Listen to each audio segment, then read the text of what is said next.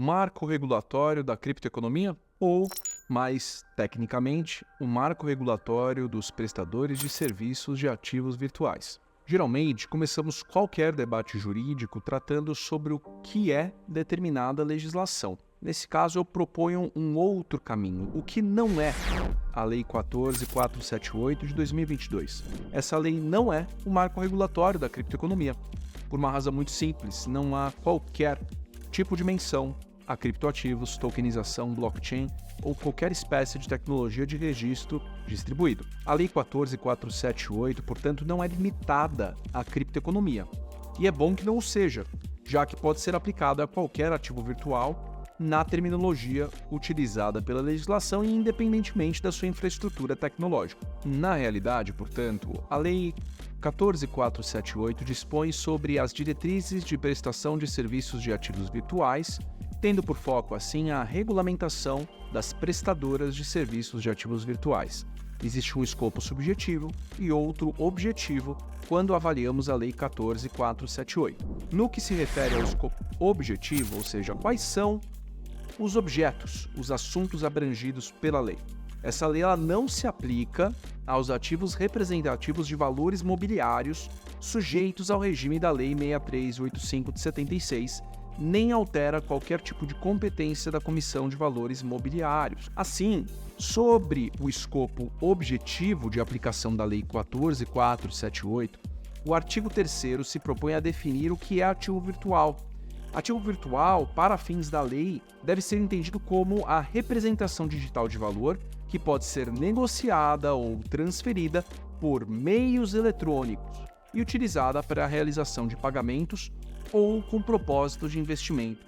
Notem aqui a referência explícita a pagamentos e propósito de investimento. Na prática, somente se o ativo virtual se prestar à realização de pagamentos ou se for utilizado com propósito de investimento, estaremos diante de um ativo virtual, independentemente do tipo de infraestrutura tecnológica envolvida. Isso porque o próprio dispositivo legal menciona meios eletrônicos. Essa expressão ela é ampla o suficiente para abranger qualquer espécie de tecnologia de registro distribuído ou ainda tecnologias Web 2. Aí, a pergunta que remanesce, portanto, é a seguinte: o que está fora da definição de ativo virtual?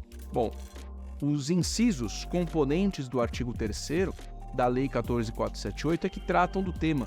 É o que eu tomo a liberdade de chamar de não ativos virtuais. Assim, não são ativos virtuais, para fins da Lei 14.478, as representações digitais de moeda nacional e moeda estrangeira, de moeda eletrônica, tal como disciplinada pela Lei 12.865 de 2013, os instrumentos que provejam ao seu titular acesso a produtos ou serviços especificados ou a benefícios provenientes desses produtos e serviços, como, por exemplo, pontos de programa de fidelidade ou de coalizão, e as representações de ativos cuja emissão, estruturação, liquidação ou negociação venham previstas em lei ou regulamento, a exemplo dos valores mobiliários e de ativos financeiros. Portanto, eu posso até ter um token que represente digitalmente moeda nacional, estrangeira, moeda eletrônica, acesso a bens e serviços ou ainda valores mobiliários, mas essas representações digitais não serão ativos virtuais para fins da Lei 14.478, o que não infirma a possibilidade de serem tokens, de serem criptoativos, mas não são ativos virtuais para fins legais. Importante destacar que o parágrafo único do artigo 3º da Lei 14.478 prevê expressamente que caberá ao órgão competente estabelecer quais serão os ativos financeiros regulados. E esse órgão competente, no caso, seria o Banco Central do Brasil, como veremos mais à frente.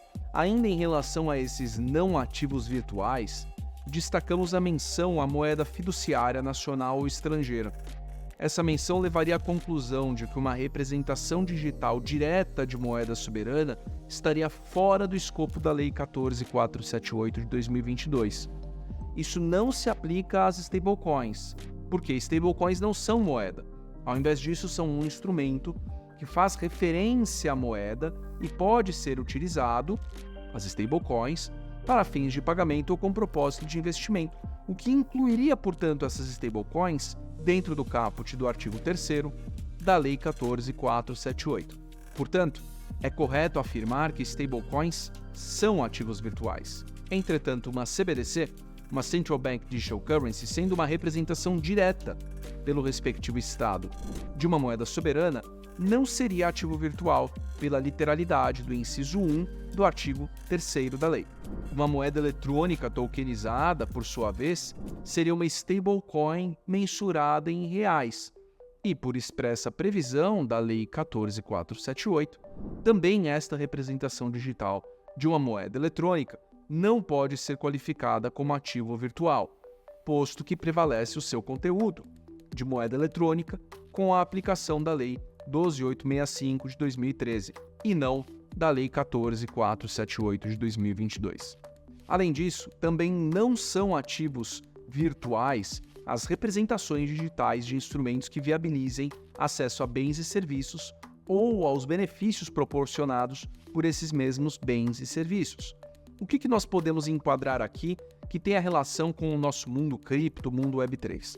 Os tokens de utilidade. Um ingresso para um espetáculo que esteja tokenizado em um formato NFT ou um token que, uma vez acumulado, proporcione acesso a um bem ou serviço qualquer, são exemplos de tokens de utilidade, sejam eles fungíveis ou infungíveis, que não são ativos virtuais. Prevalece o conteúdo, bem ou serviço. Temos novamente a prevalência da substância sobre a forma.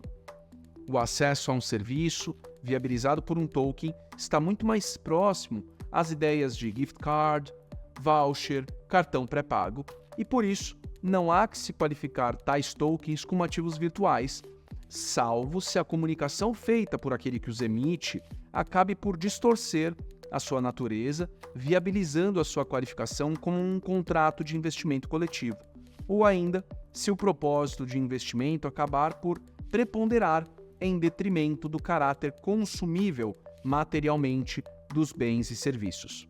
Cuidado!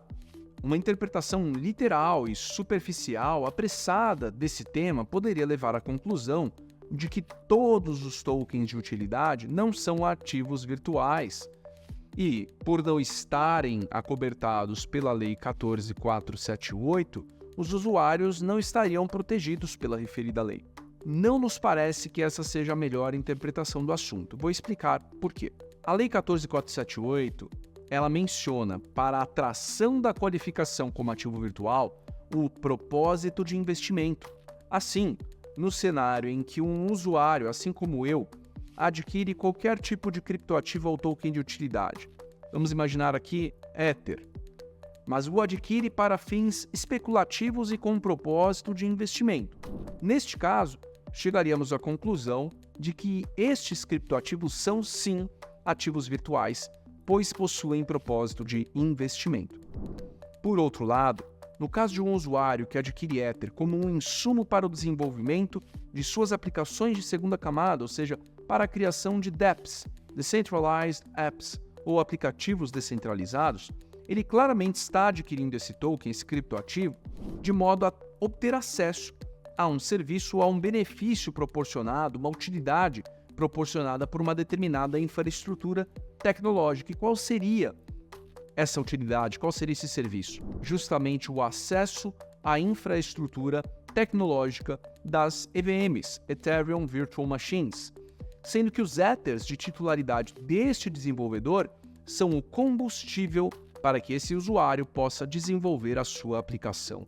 É nítido aqui o caráter de consumo material desses criptoativos. Neste cenário, ausente o propósito de investimento, poderíamos até afirmar que esses Ethers, esses criptoativos, não são ativos virtuais e estariam fora do escopo objetivo da Lei 14.478. Por fim, não são qualificados como ativos virtuais, como mencionei há pouco, ao menos para fins da Lei 14.478 de 2022, os valores mobiliários, quaisquer valores mobiliários representados digitalmente por tokens, não são ativos virtuais. Da mesma forma, produtos que se qualifiquem como contrato de investimento coletivo ou operações securitizadas, sendo valores mobiliários, também não são ativos virtuais, de modo que a competência para a regulação de tais ativos, ainda que estejam tokenizados, é da CVM, a Comissão de Valores Mobiliários. A Lei 14.478, portanto, ela se preocupa com a fixação de diretrizes que serão responsáveis por nortear a prestação de serviços de ativos virtuais.